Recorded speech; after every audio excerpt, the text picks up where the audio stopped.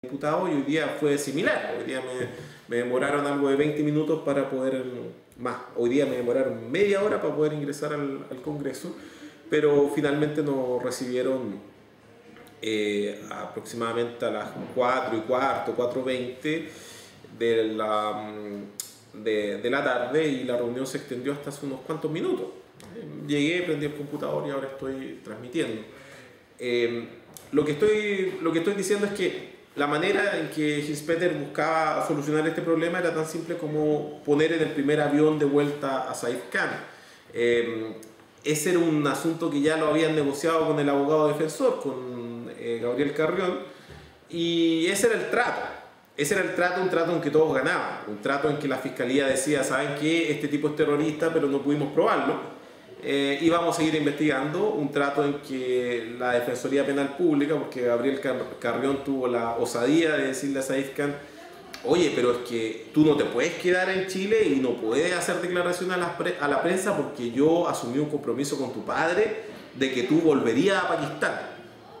Es decir, pasándose por buena parte lo que era la decisión de su cliente, que su cliente es el único soberano en una defensa judicial, y él había tomado la decisión hace bastante de quedarse en Chile, no de retornar a Pakistán, de quedarse en Chile y limpiar su nombre.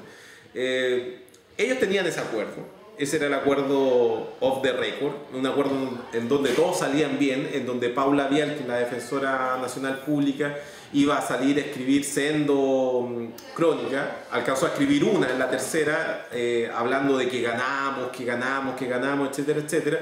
Pero a medida que la investigación continúe, no sé si la Defensoría Penal Pública vaya a quedar tan bien, porque la Defensoría Penal Pública también actuó de una manera a lo menos débil en esta situación.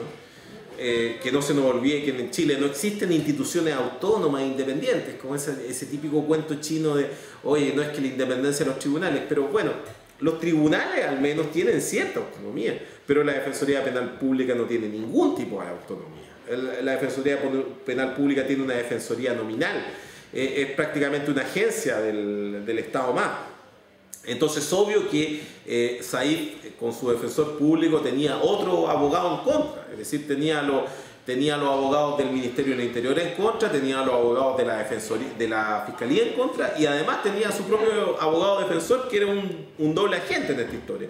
Un policía bueno que estaba tratando de que esta cuestión se solucionara y se enfriara. En fin, lo que se viene ahora es lo bonito, el momento en que uno ve en que muchos dicen, oye, me gustaría estudiar Derecho después que ven estas cosas, porque son las cosas que pasan en las películas. Hoy día el caso de Saif Khan es un caso de película. El caso en que viene la revancha, el caso en que van a salir al banquillo acusados los mismos que acusaron en su momento. Me preocupé en la Comisión de Derechos Humanos de explicar cuál había sido el rol que había cumplido aquí el fiscal Hasir, el rol que había realizado acá el fiscal Alejandro Peña, cómo él había sido torturado en cuarteles policiales, cómo era un caso en que Policía Nacional había recibido órdenes de policía extranjera sin que esa orden pasara en algún momento por un juzgado de garantía, como se habían vulnerado todas y cada una de las garantías procesales de Saif Khan en suelo nacional, ni pensar las que se habían vulnerado en Estados Unidos. Este es un caso que recién está comenzando. Este es un caso en que este gobierno tiene que dar explicaciones, el Estado de Chile tiene que dar explicaciones, pero también el gobierno estadounidense y el Estado de Estados Unidos también tiene que dar explicaciones. Porque Saif Khan fue secuestrado a la embajada de Estados Unidos y se lo dejó moralmente porque se intentó aplicar una tortura blanda estilo Abu Ghraib dentro de la embajada de Estados Unidos, la que está ahí en Vitacura, a unas cuantas cuadras donde con Saif conseguimos un matrimonio para evitar que lo deportaran. Los diputados, por ejemplo, el diputado Sergio Ojeda habló de que se habían vulnerado a lo menos 10 derechos fundamentales de Saif Khan. Lo enumeró en la Comisión de Derechos Humanos. 10 atentados gravísimos en contra de Saif Khan en suelo nacional, lo dijo Sergio Ojeda. Y también dijo de que iba a mantenerse la citación a Saif Khan mientras no se resolviera la situación migratoria, porque en este momento él asumía que era deber de la Comisión de Derechos Humanos de la Cámara de Diputados el darle la debida asistencia y evitar la deportación de Saif Khan, porque entienden el delgado hielo por donde está patinando en este momento el ciudadano pakistaní. Entonces, esas son, digamos, las novedades que les podría contar a usted, mi distinguido público, se viene el estallido de qué es lo que está pasando con el caso Saif Khan. Y el momento de, que lo he dicho en todos los tonos, el sistema represivo llegó a un punto, a un límite, en que solamente todo lo que queda es retroceder. Llegó a un nivel de dureza que lo único que queda es cambiar el sistema penal chileno, viéndolo en términos integrales, no viéndolo por capítulos, no viéndolo por fragmentos. Lo que ocurrió con Saif Khan es una consecuencia de cómo se ha empeorado el país con las supuestas reformas modernizadoras.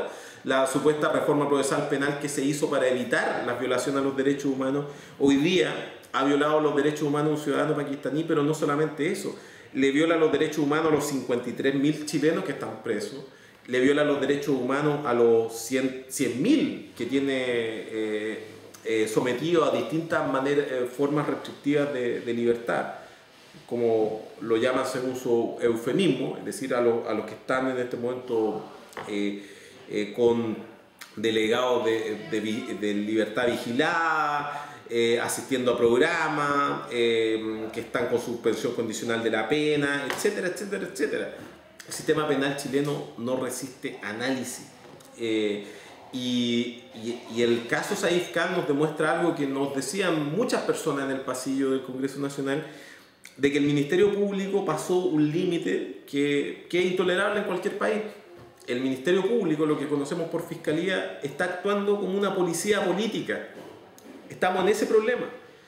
Entonces, estamos ante una democracia que ocupa los mismos métodos que la dictadura.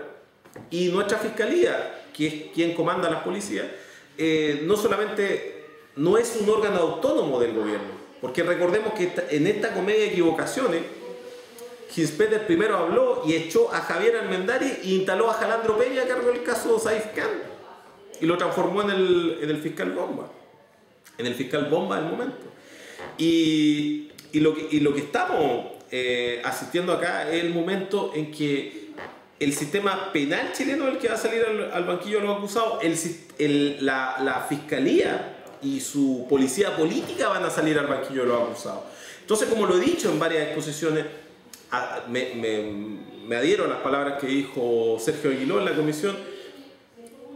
Pronto el Estado va a tener que también dar explicaciones por los 14 del 14, pero los 14 del 14 no les tocó 15 días de cárcel, sino que ya van unos cuantos meses en que 9 de ellos están presos.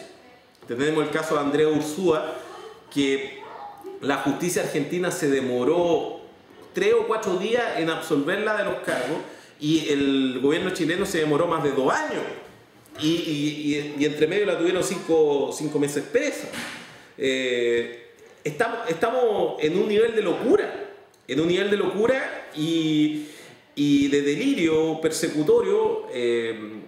Hasta Carlos Peña, por ejemplo, lo dijo en el Mercurio del domingo, que se había aceptado la utopía de que podíamos vivir sin delincuentes y que eso había cambiado las cosas drásticamente y que lo que estábamos viviendo ahora era consecuencia de todo ello.